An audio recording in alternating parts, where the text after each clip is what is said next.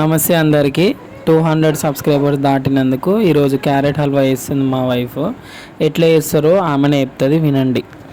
ఈరోజు నేను క్యారెట్ హల్వా చేస్తున్నా. ముందుగా పాలని వేడి చేసుకొని పక్కకు తీసుకోవాలి.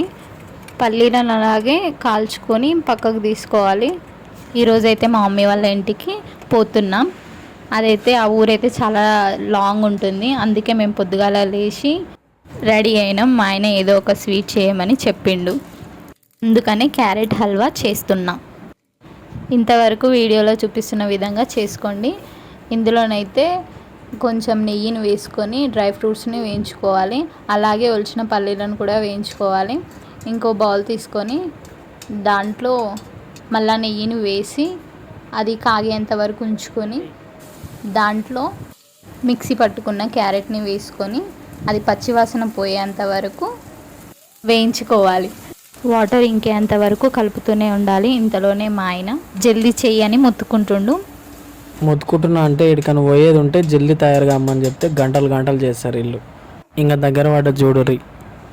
దాని తర్వాత ఫస్ట్గా పెట్టుకున్న పాలు దాంట్లో పోసి కలుపుతూనే ఉంది. ఇక మూత అయితే పెట్టేసింది. మూత తీయగానే కమ్మ వాసన వచ్చింది. దాంట్లో కొంచెం షుగర్ అయితే వేసింది. దాంతోపాటు ఇలాచి పౌడర్ కూడా వేసింది, కొంచెం వాసన మంచిగా వస్తుందని. ఇంకా సాల్తీగా తిని చెప్పు ఎట్లుందో.